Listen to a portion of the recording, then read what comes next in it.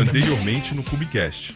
Sejam bem-vindos a mais um Cubicast. Olha, seu host favorito está aqui, está em todo lugar. Você tem que perceber que o Cubicast está ganhando muito mais episódios. Como eu prometi, essa 7ª temporada, eu pretendo, por enquanto tá dando certo, ter episódios semanais, tá bom? Hoje é um episódio especial. A GetUp acabou de adquirir o passe de um jogador caríssimo, que eu quero apresentar para vocês.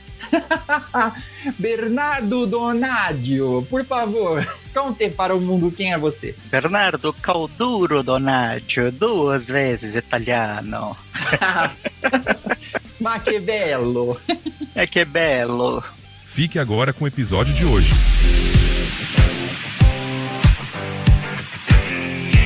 Passamos pela parte social aqui, soft skills da entrevista. Agora, vamos pro hard skills. Hard skills. Né? Terminal skills. Terminal skills é o novo nome, acabei de inventar. Beleza, você disse que tinha 2 perguntas matadoras para guiar a sua entrevista técnica. Compartilha comigo. Eu participei de uma entrevista com você e eu achei muito boa. Sua entrevista é muito melhor que a minha. Quem já fez entrevista comigo, a entrevista do Bernardo é muito melhor. Manda bala. São 2 perguntas completamente abertas. Eu deixo a pessoa escolher o cenário. Ela escolhe as ferramentas com que ela está acostumada a usar, o que ela conhece. Não tem problema. O que eu quero ver é como a pessoa raciocina, como ela chega de um ponto ao outro.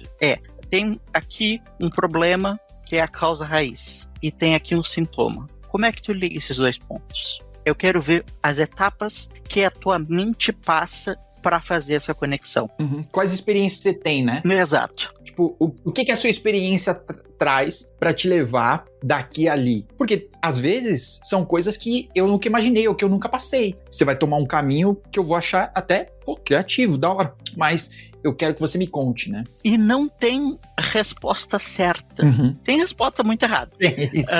Mas certa não tem. E elas servem, olha, até o começo do nível sênior, só essas 2 perguntas bastam. Porque tu só precisa avaliar o quão fundo a pessoa foi na explicação para saber se ela tá júnior, pleno ou já um começo de sênior. Aqui, ó, vou compartilhar o meu playbook. Tá aqui, ó. Isso aqui é o que se tu for entrevistado por mim, isso aqui é o que eu pergunto. Se tu tá ouvindo isso aqui e se tu conseguir responder essas perguntas, mesmo que tu já saiba elas, tu já tem o que eu quero. A não ser que tu realmente repita palavra por palavra o que eu vou dizer aqui, até para tu transformar em outras palavras, tu tem que conhecer o negócio. Eu já vou saber que tu sabe do que tu tá falando, beleza? Então, eu normalmente começo. Primeira pergunta, tá? Tu tem um sistema POSIX. Eu já meto um POSIX, tá? Por quê? Pode ser Linux, pode ser macOS, pode ser ZOS, pode ser Sun... Caralho de asa, tá? Não tô interessado. POSIX, para quem não sabe, e importante saber, é um padrão para como gerenciar sistemas operacionais e como criar eles, que existe desde a década de 70. O único sistema operacional que não seguia, de grande adoção, que não seguia esse padrão, era o Windows. Porque agora eles já estão começando, aliás, já estão até bem avançados em adotar a compatibilidade POSIX. Então, o que eu vou perguntar, vocês vão associar diretamente a Linux, mas saiba que isso é o padrão POSIX, tá? Nenhum sistema operacional segue o padrão à risca. Mas, no geral, se tu se vira num, tu se vira nos outros. Então, eu proponho o seguinte. Tu tem uma máquina virtual rodando um sistema POSIX. Se a pessoa não sabe o que é POSIX, eu faço essa breve explicação. Daí eu digo, é um Linux usando uma distribuição comum. Escolhe a que quer. Não estou interessado qual é. E tu tem aquela clássica reclamação do cliente de a minha aplicação tá lenta. Que dá vontade de pular do prédio, não dá? Com muita riqueza de detalhes. Aquela coisa assim que dá assim, ó, gosto de ouvir e tu mata na hora o que o cara tá tentando dizer. Talento. E tu tem acesso a SSH à máquina como root, tá? Tem acesso administrativo. Ou seja, root direto, ou então tu consegue dar sub. Tu tem que descobrir por que ela tá lenta. E eu quero que tu me diga quais são os processos, quais são as etapas que tu iria no processo de debug num problema genérico desse. Por onde tu começa, o que tu olha, quais são os detalhes. E dependendo da riqueza de detalhes e o quão profundo tu vai, é que eu consigo te colocar na escala entre júnior, sênior e pleno. Não especialista. Especialista é mais complicado. Mas nos 3 primeiros níveis, eu já consigo te colocar. Só com essa pergunta. Muita coisa que eu ouvi. Eu vou dar alguns exemplos de respostas que eu ouvi que eu classificaria ou como júnior ou como não é material para empresa, tá? E daí depois eu dou a resposta que eu gostaria de ouvir. Eu entro na máquina e daí eu rodo top. Ok, isso bem. Top, show de bola. Primeira coisa que eu rodaria também, eu usaria HTOP, mas também se tem top, ótimo. E daí depois eu olho o gráfico. Daí eu olho pra pessoa, o gráfico? Mas, lembra? Só SSH. Eu disse, tu tem SSH a máquina, nada mais. Tá.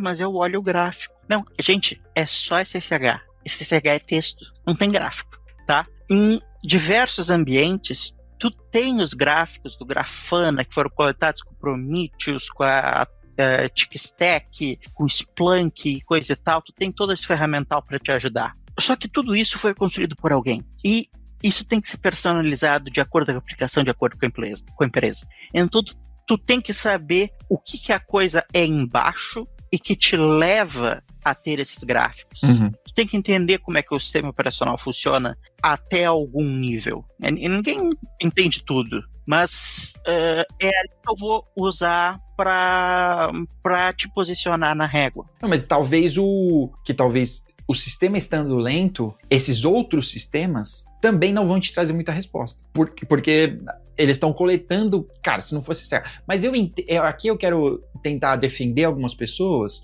que estão nervosas na entrevista, isso é normal, tá bom? Então, pessoas, fica tranquilo, a gente sabe, quando a gente tá entrevistando, a gente sabe que você vai estar nervoso. A gente também fica. A gente já teve na posição de vocês.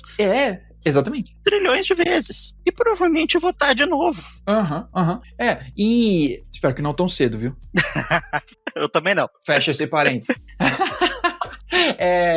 Mas eu quero defender a pessoa que ela tá às vezes nervosa e que ela vai chamar aquele topo do HTOP, né? Aquelas barrinhas meio coloridas, aquilo ali ela vai chamar de gráfico. Não. Eu faço a discussão. Não. Explica melhor o que quer dizer com gráfico.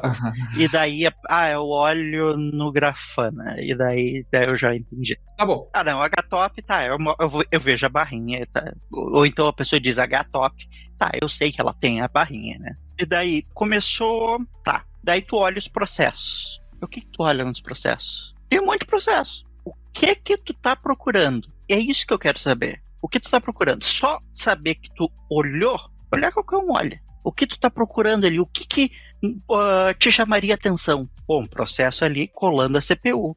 Não, um processo ali com muito buzzweight. Uma cacetada de processo zumbi. E daí eu já perguntaria, tu sabe o que é o processo zumbi? Me explica. Ou então eu tô vendo que os processos, que a CPU tá sem nada agendado. E mesmo assim tá lento. Isso é também outra informação importante. Ou o Java tá rodando, que é normalmente 90% dos casos. Então é ele. O que você tá procurando? Algum processo Java. Depois eu olho outras coisas. Esse podcast aqui é totalmente a favor de piadinhas de Java. Exato. Piadinha de Java tá liberado. Eu gosto muito de uma frase do Diogo, nosso CEO aqui, então se você vai puxar saco de alguém, puxe do seu CEO. Mas eu gosto muito de uma frase dele que diz assim, o óbvio só é óbvio para um olho bem treinado. Exatamente. Então, eu gostei que você disse, você tá olhando o HTOP? Eu também posso olhar, mas o que você tá procurando nesse HTOP? O que você tá querendo encontrar ali? O que vai te saltar aos olhos? Porque abrir o HTOP, tá bom, HTOP, tá bom. E agora, né? O que você tá procurando? Exatamente. Daí, coisas que eu já ficaria um pouco mais impressionado, se tu dissesse, por exemplo, a primeira coisa que eu faço é ligar as múltiplas cores do tempo de CPU na configuração da HTOP, que vem para o padrão desligado, vem só padrão kernel land e user land. se tu colocar com o padrão de cores avançado, ele vai te mostrar Kernel-Land, User-Land, IO8, IRQ-Time, Steal-Time... E Neverland. Neverland, né? Neverland não tem, Tá bom. mas podia ter. Mas Steal-Time, por exemplo, tu consegue notar que a VM está dentro do hypervisor e ela está pedindo processador e ela não está ganhando. Ou seja, dentro da VM, com uma ferramenta tão simples quanto o HTOP, tu consegue descobrir que o teu hypervisor está com overcommit. Só olhando o HTOP. Uma coisa é olhar, outra coisa é entender o que ele está te passando. Uhum. Daí, beleza. Continuando. Tá. E daí eu digo, tá, ok. O problema não é CPU. Daí eu digo, o problema provavelmente tá no disco. O que tu olharia? Daí, de novo. Respostas muito esquisitas que eu já ouvi. Eu vejo se o disco tá cheio. Daí eu volto eu falo a proposta inicial. Eu disse que a aplicação está lenta. Eu não disse que a aplicação está parada. Ela está funcionando. O que a utilização de espaço de disco tem a ver? Quando enche, ela pode travar. Até encher, o que tem a ver? Eu não sei por que as pessoas acham que disco, quanto mais cheio, fica mais lento. A associação que criaram, assim, de fato, é por passar pouco tempo no terminal e não entender o básico da coisa. E é uma coisa que eu espero, porque é esse tipo de problema que tu vai ter que resolver, tu vai ter que ir atrás. Quando eu estou te trazendo para uma empresa no caso da GitHub, de engenharia de Kubernetes, ou no caso das outras empresas que eu vim, era sempre algo relacionado a plataformas as service, containerização. Tu tem que saber como funciona a containerização. Sim. Ok, em júnior, pleno, sênior, show de bola. Mas, tipo assim, se tu ficar só no nível de botãozinho da AWS, cara, tu não desenvolve. Eu gostei disso que você falou sobre a quantidade de coisa que uma pessoa tem que saber, né, sobre um mesmo tema. Uhum. Então, quando a gente está falando sobre containerização, e aqui na GitHub a gente até publica as nossas vagas, né, no nosso exemplo aqui, SRE Kubernetes. Porque se a pessoa não sabe nada de Kubernetes, provavelmente aqui não é o lugar. Porque a pessoa já tem que partir com o Kubernetes rodando, entendeu? Exato. Então, beleza, mas aí, o que eu espero que um júnior saiba de Kubernetes? O que eu espero que um pleno saiba de Kubernetes? E o que eu espero que um sênior saiba de Kubernetes, né? Então, eu não espero que o júnior saiba, sei lá, cara, restaurar um etcd, que ele já tenha passado por isso, sabe? Porque eu não acho que o júnior vai ter tanta experiência assim. E se ele teve, eu sinto muito por ele já ter tido uma experiência tão ruim, tão cedo. Talvez eu não seja até mais júnior por causa disso. Exato, talvez isso já tenha sido um rito de passagem, tá, Júnior? Mas eu também não espero que um sênior, né, que a gente vá perguntar para ele sobre chave PKI, né, e ele não saiba. Public Key Infrastructure. Que ele não saiba sobre o certificado, sobre alguns outros detalhes, assim. Algumas coisas que só a experiência vai trazer, que ler o manual não te traz isso, né? Que normalmente nos cursos e treinamentos você não vai cair nesse cenário. Normalmente é só experiência que você vai encontrar nos cenários tão tristes. Lembra que se tu tá, por exemplo, tu é uma empresa, o cargo é para administrar Kubernetes, tu não precisa saber apenas o Kubernetes. Tu precisa saber onde que o treco roda. Você tem que saber tudo até Kubernetes. Exato. Claro, ajuda pra caralho se tu souber de como funciona o processador, como é que funciona os detalhes interiores do quero. Isso vai levando a tua barra pra sênior especialista. Mas um pouco da base tu tem que saber. É esperado que, pra tu administrar Kubernetes, tu saiba o que tem embaixo. Porque é o que tá embaixo que tu vai subir o Kubernetes. Tem inclusive 2 conteúdos aqui. Vou colocar um agora aqui no YouTube. Eu vou deixar todos no link aqui, mas vou colocar um agora que eu gravei recentemente, tá? Que eu tô falando sobre um roadmap de estudos para DevOps, ou para SRE, né? O Bernardo fica chateado quando a gente chama a pessoa de DevOps. DevOps é cultura, gente. SRE é o cargo. DevOps é cultura. Se alguém te fala uma vaga DevOps, isso já é uma red flag. Red flag, tá bom. Bom, um roadmap, né, para você entrar nesse lance de DevOps, tá bom? Então, vou deixar aqui esse vídeo para você que está, de repente, entrando ou querendo estudar. Para onde que eu vou, qual que é a próxima fase e etc. Outro papo, que eu vou deixar mais uns minutos para frente aí, aqui também, que é um papo que eu tive com o Matheus, esqueci o sobrenome dele, que ele também é professor na Linux Tips. A gente bateu um papo sobre base de Linux. Coisas que você precisa saber, não só de Linux, né? Mas a gente até conversou sobre DNS, sobre HTTP, algumas coisas que precisa saber. Aliás, um detalhe que eu normalmente ponho no começo dessa primeira pergunta é: tu tem acesso a SSH e tu nota que ao logar na máquina, o próprio login do SSH demora bem mais do que o esperado. Isso é um detalhe que eu não tô jogando ali por nada, eu não tô gastando saliva à toa. Eu tô dando uma dica muito boa de para onde tu pode seguir. E para quem nunca passou por isso pode parecer estranho, mas quem já passou já tem vou ser um pouquinho chulo, mas já perdeu as pregas. O pior é que a gente se fode, mas sorri. Tá bom. Pode ser DNS. Uhum. É sério. Porra, a máquina dentro pode ser DNS? Pode. Sabe por quê? Porque tem um servicinho chamado SSSD, que é basicamente onipresente em todas as distribuições Linux hoje, e ele administra os detalhes de login da pessoa, o ID, o GID, os grupos, as permissões, e também DNS, para saber de onde que a conexão vem. Às vezes a conexão com o servidor, por exemplo, LDAP, se dá através de uma resolução DNS, o servidor de log através de uma resolução DNS. Então, se tu nota que ele está lento ao entrar, pode ser muito bem tu tá com DNS cagado. Pode ser um problema de rede. E daí eu já emendo, tá? Passamos por processos, daí disco. O que eu espero da parte do disco, né? Se tá lento, eu espero que tu investigue não a quantidade de arquivo ou espaço utilizado no disco, mas a quantidade de utilização de I/O, operações por segundo de I/O. Se tu disser isso, eu vou ficar impressionado. É isso que eu quero ouvir. E indo para a parte de rede, tá, de novo, o que eu ouço muitas vezes.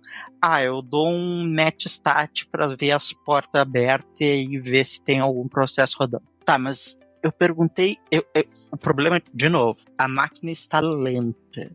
O que ter uma porta aberta ou fechada muda da performance da máquina? Throughput, né? É que você está procurando. Então, eu quero saber se tu vai olhar um iptraf, um iftop, para ver se tu não está batendo a quantidade de throughput que a máquina consegue operar. Uhum. E daí, tendo fechado a tríade processo, armazenamento, que inclui armazenamento primário, que é a memória, e secundário, que é o disco, e terceiro, rede, fechou a tríade básica. E daí eu emendo a parte de Kubernetes. Essa é a segunda pergunta. Tu tem um deploy no Kubernetes, objeto deployment. E eu te proponho a seguinte situação. Tu muda a imagem deste deployment.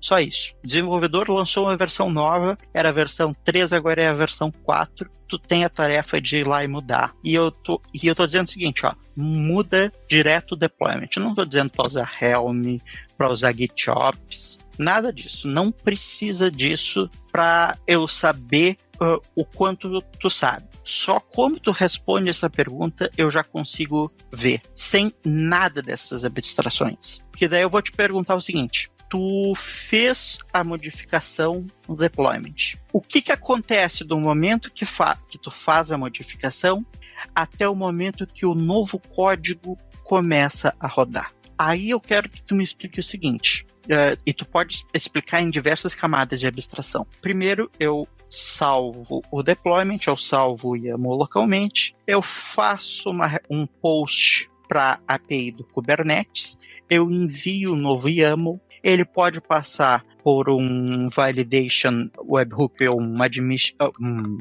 mutating webhook para ser validado ou não. Depois ele vai ser na API Server. A API Server ela vai pegar o YAML antigo que está guardado no etcd, vai comparar, ver qual é a mudança, se está ok, ela aplica a mudança e ela guarda no etcd. Daí eu já aproveito para perguntar, ok, esse YAML que tu mandou, onde é que ele está? Onde é que ele fica guardado? O estado do Kubernetes fica guardado em algum lugar, gente. Qual é o coração do Kubernetes? O coração do Kubernetes é o etcd. Mais do que a API, né? É o etcd. Mais do que a API. Eu espero que tu saiba que quando tu tá chamando o kubectl, tu tá falando com a API Server. Sim. É o mínimo. Daí, logo depois, o que a API Server faz com esse arquivo? Qual é o armazenamento? Onde é que fica o estado do Kubernetes? Fica no etcd. Daí eu pergunto, tu sabe como é que o etcd guarda essas coisas? Se o cara chegou até na parte do etcd, de novo, eu vou ficar impressionado se tu me disser, sim, ele usa o algoritmo Raft. O algoritmo Raft é uma variação do algoritmo Paxos que garante, acima de tudo, a integridade dos dados sobre a performance. É por isso que o etcd é lento. Ele garante realmente que tu vai ter consistência dos seus dados ao custo de performance. E daí eu pergunto, qual é a quantidade mínima de etcds que tu precisa ter? 3. Precisa tirar melhor de 3. Se tu tiver 1... Boa sorte. Ele não tem... Perdeu. Uhum. Perdeu o Playboy. Se tu tiver 2... É aquela história. Quem tem um relógio sempre sabe a hora. Quem tem 2 nunca tá bem certo.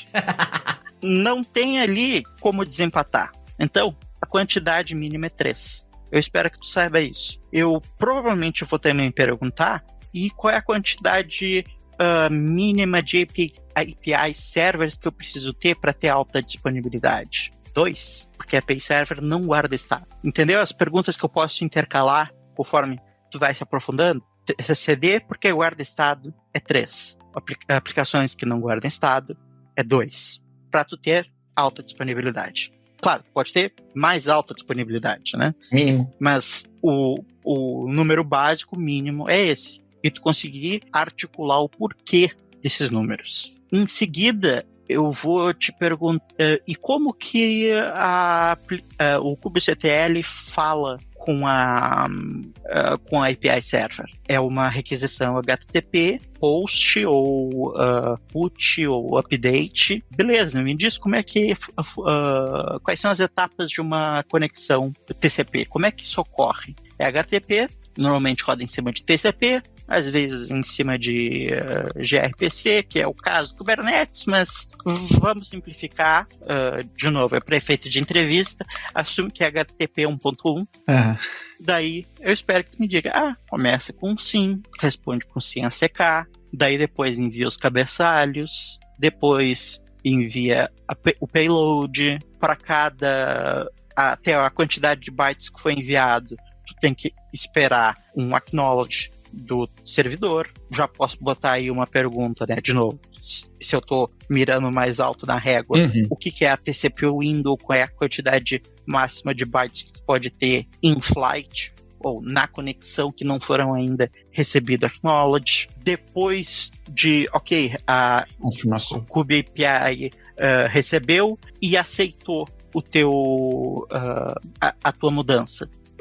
De novo, agora voltando para o nível mais alto. Qual é o próximo objeto que vai ser mudado? O deployment, ele criou uma réplica set. A réplica set que criou pod. Eu espero que tu saiba isso, porque tu vai ter que debugar essas coisas. Tu pode deletar um deployment e tu põe lá, não mate os filhos, a coisa continua rodando.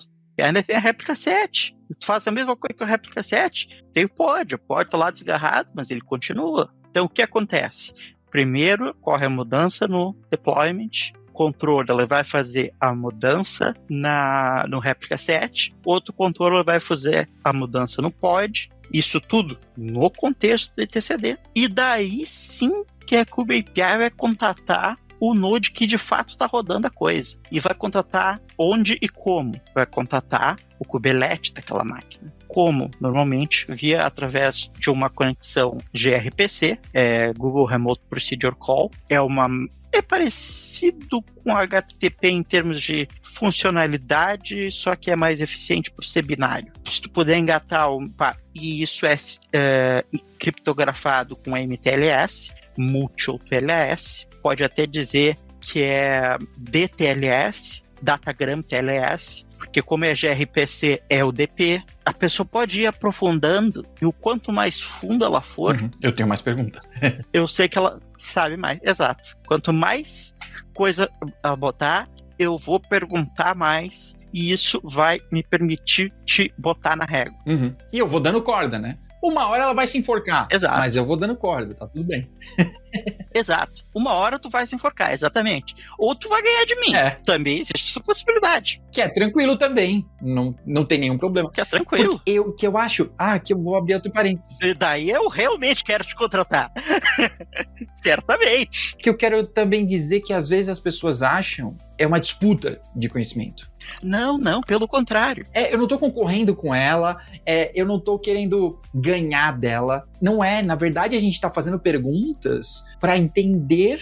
Eu gostei muito desse formato da sua entrevista, principalmente por causa disso. Porque quanto mais a pessoa vai falando, quanto mais portas ela vai abrindo, então tá bom, eu vou perguntar uma próxima coisa. Se ela fecha aquela porta, tudo bem, então a gente parou por aqui, a gente parou nesse nível. E aí eu entendo aonde essa pessoa tá encaixada nesses níveis aqui de SRE. Não pode falar DevOps, pessoal. Nesses níveis de SRE aqui. Mas parece que as pessoas acham que é uma disputa, né? Exatamente. Vai chegar um ponto que ou tu não vai saber, ou vai dar uma resposta errada, e beleza, ok, eu fechei, ok, eu entendi que tu tá nesse nível. Beleza. Se é até o nível que eu tô querendo contratar, ótimo, passou. Mas eu respondi errado. Eu sei. Agora eu sei que nível tu tá. Eu vou te dar corda até tu responder errado, ou eu não saber continuar. Não tem problema chegar na resposta errada. Só quer dizer que tu ainda tem coisa a aprender e tu ainda não é um especialista. Só isso. Sim. E que não tem nenhum problema dizer que não sei. Exato. Boa. O cara que diz que não sei. Eu adoro o cara que diz que não sei. O cara que a tocha perde ponto. Eu entendo a pessoa que não quer dizer isso, porque eu entendo que ela tá... Quem tá vindo pra entrevista, ela quer essa vaga, né? Normalmente. Né? Normalmente as pessoas não vão para uma entrevista, elas não querem a vaga, mas ela quer essa vaga, então ela está interessada em demonstrar o melhor que ela pode ali. E aí parece para as pessoas, e olha, tomem isso como, olha, demorei muito tempo para entender isso, mas dizer que não sabe não é um problema, não é um problema em lugar nenhum, seja numa war room, seja numa entrevista, seja em qualquer coisa, não é um problema. Tá? Olha até para essa câmera, não é um problema. Nada a ver. Eu preciso saber que tu sabe levantar a mão se tu precisar de ajuda. Exatamente. Que você é humilde o suficiente. Tu não trabalha sozinho, tu trabalha em equipe. Tem sempre alguém para te ajudar, mas tu tem que pedir. Eu quero que tu levante a mão se tu não sabe, ao invés de atochar, ou pior ainda, fazer errado. Olha, eu quero saber que você vai dizer que não sabe, porque eu quero saber se você vai pedir ajuda, se você não vai fazer merda, se você sabe trabalhar em equipe, porque se você não vai ficar debruçado ali num problema, mais tempo do que precisaria, tudo isso vem com um simples assim, olha, eu não sei esse parâmetro, ou eu não sei, eu cheguei até aqui, é o máximo que eu consigo chegar. Sabe? Eu não tenho ideia, ou eu não consigo me lembrar agora. E também tem uma outra coisa que eu gosto do não sei, que é, você não vai tentar me enrolar. Você não vai tentar me passar uma lábia e tentar, então, mas é que antigamente, sei lá. Não me enrola, por favor, sabe? Porque se a pessoa tá tentando me enrolar na entrevista, no trabalho ela vai tentar me enrolar também. Exato. Não faça isso. Faz como se estivesse no trabalho. Não enrola. Passa real. Cara, não sei. Ótimo, show de bola. Eu vou partir para a próxima pergunta. Ou, melhor, vou até dar um cheat code para vocês. Olá. Tu trabalha em equipe. Quem tá te entrevistando tá na tua equipe. Tu pode perguntar para mim. e eu posso te ajudar. E isso vai te ganhar ponto. Sério, tu pode perguntar pro entrevistador. Pelo menos pra mim, tu pode. Porque é assim que você trabalha em equipe. Cheat code. Pode perguntar a resposta. Cara, eu gostei muito disso, desse lance de que dizer que não sabe, né? Porque sabe o que é muito ruim? Porque eu odeio gente que enrola. Eu odeio gente que... Porque ela tá mentindo, ela tá tentando me enganar. E não precisa. E se você consegue me enganar, é um segundo problema. Porque eu ainda tenho esse problema que você não resolveu.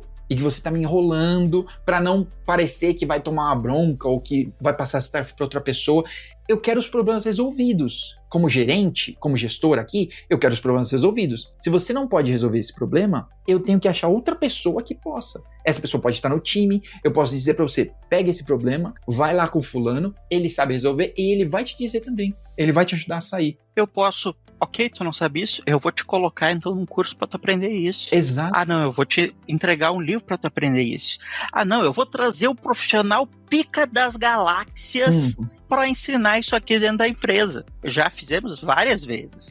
Porra, a gente chama o especialista lá da VMware que escreveu o kernel da VMware pra dar curso pra gente dentro da empresa. Podemos fazer. É assim que o gestor, inclusive, ele tem que manter uma matriz de conhecimento da equipe na hora de alocar as pessoas nas tarefas. Exato. Eu ia dizer a mesma coisa. E se tu me enrola, mentira tem perna curta. E você me atrapalha com isso. Passando entrevista, mas daqui a pouco... Não, e você me atrapalha com isso, porque eu até como gestor posso perceber e ser humilde o suficiente para perceber que como gestor eu também tô errando em de repente não te dar subsídio suficiente para você estar passando por essa tarefa que eu te dei, ou que de repente ela caiu na sua mão. Se essa tarefa cai na sua mão e você não consegue ultrapassá-la, eu tô errando. Não era para eu te dar essa tarefa. Eu posso, por exemplo, isso aqui é uma tarefa que vai exigir que a pessoa aprenda o negócio. Então eu tenho que dar mais tempo para ela.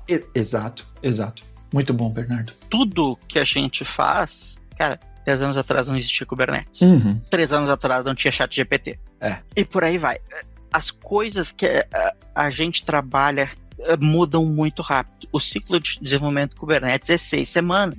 A cada 6 semanas tem uma release nova. Muda muita coisa, galera. Tu não pode ficar parado. Não pode ficar parado. E não tem saber tudo. Não tem saber tudo. Exato. Não existe isso. Eu quero saber se tu sabe correr atrás. Tem um Kubecast com o Gomex que a gente falou sobre FOMO. Pô, já trabalhei com o Gomex. Não, mas o papo com o Gomex foi muito bom. É uns Kubecasts pra trás aqui. Mas é Fear of Missing Out, né?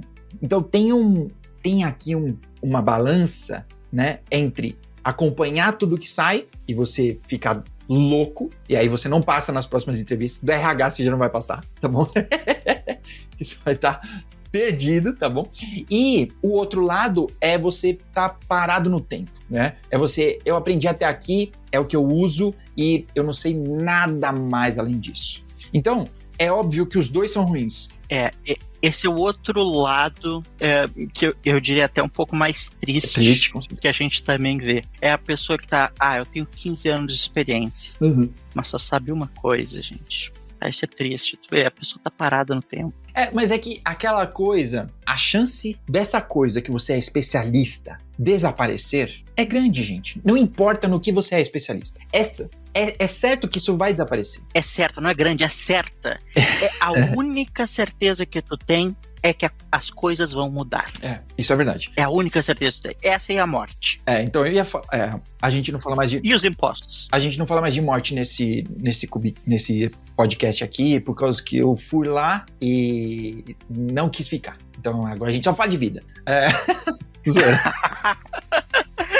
O que eu tava falando aqui sobre os dois opostos ficar louco, né? Com, seguindo todos os feeds que existem por aí, tudo quanto é notícia e tudo que sai. E o outro lado é nada, você ficar estagnado. É óbvio que os dois opostos são ruins, né? Os dois extremos são ruins, tá? Então, encontrar um balanço, encontrar um meio ponderado aqui, para você é a melhor coisa, né? O Gomex falou uma coisa muito legal, eu sempre acabo repetindo, que tem momentos que você vai apertar um pouquinho a corda e você vai mais pro lado da loucura, né? Você vai pegar mais coisas, você vai correr atrás de mais um pouco, e tem momentos que você vai dar uma afrouxada, né? Que você vai respirar um pouco. E tá tudo bem em todos os momentos. Mas o que eu acho mais legal é, esteja ciente, tá fazendo as coisas com a cabeça ligada, sabe? Olha, esse mês aqui, eu vou levar esse mês mais de boas. Eu vou relaxar um pouco, eu vou sair com a família,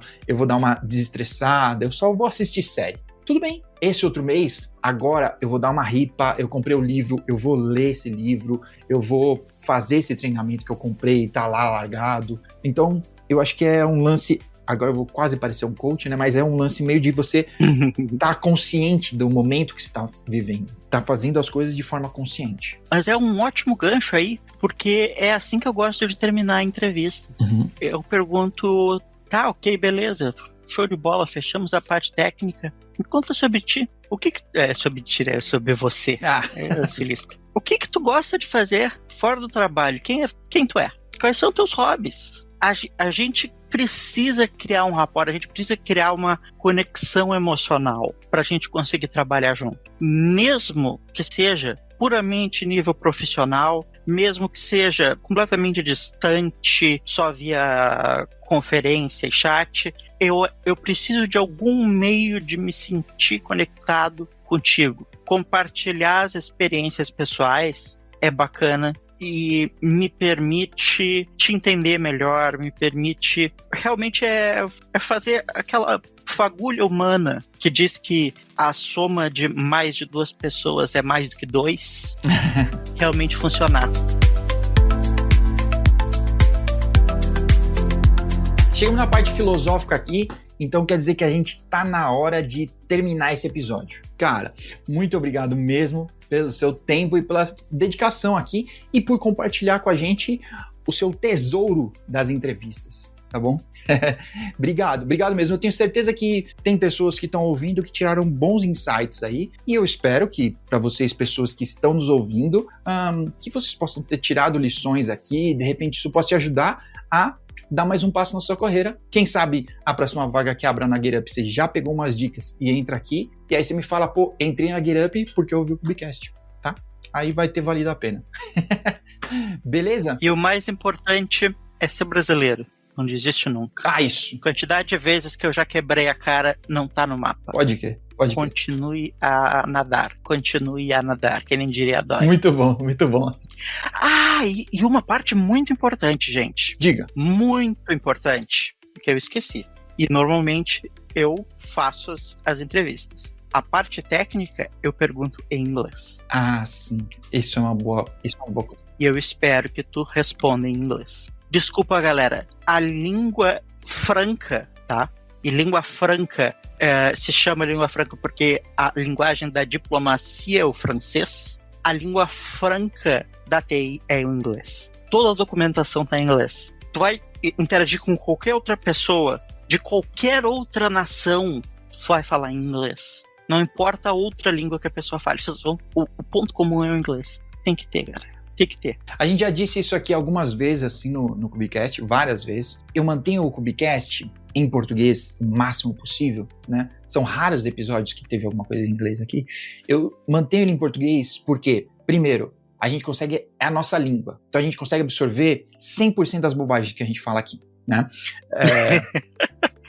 Mas em inglês a gente precisaria se esforçar e você vai perder algumas coisas pelo caminho e etc. Mas a gente sempre diz aqui, se tem uma skill que você deve investir, é inglês. Tem que aprender inglês, tem que saber. E se colocou lá no LinkedIn que sabe, aí tem que saber mais ainda. É verdade. Aquela do inglês nível técnico... Já foi, galera. Já foi. Ninguém acredita nisso, galera. Ninguém acredita nisso. Inglês nível técnico, beleza, eu vou começar a entrevista em inglês. Eu quero resposta. Eu vou falar sobre técnico em inglês, pronto. Exatamente, a parte técnica vai ser em inglês. Tu disse que sabe, ué. É isso aí. Tá bom, Bernardo, muito obrigado mais uma vez. A gente se vê no próximo episódio. Pessoal que assistiu, que não deixou o like, compartilha, manda pros coleguinhas, manda pros júniors, manda pra quem tá na faculdade fazendo aí, sei lá, tá bom? Manda pra galera. Espero que essas dicas sejam proveitosas. A gente se vê no próximo episódio.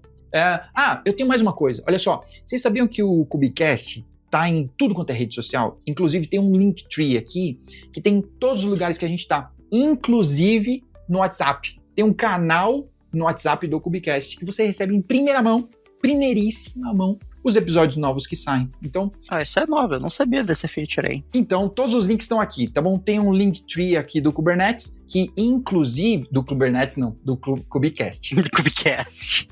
Do Cubicast, que sabe mais de Kubernetes, que é a documentação do Kubernetes.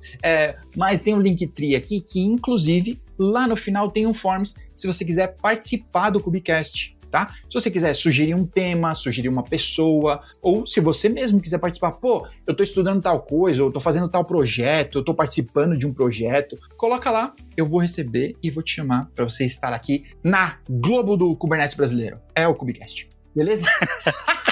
Hoje eu tô extremamente humilde. A Globo não é mais isso, não é mais tudo isso. A Globo não é. A Globo já foi. Agora é a Manchete. Manchete, sim, foi os tempos áureos da TV, que a gente assistia Yu Yu Hakusho. Gente, pegou lá do fundo do baú. Olha só! Depois dessa, acho que vamos pra casa. Vamos nessa. Bernardo, obrigado. Obrigado por você que ficou até agora escutando nossas bobagens. A gente vê no próximo episódio. Até mais e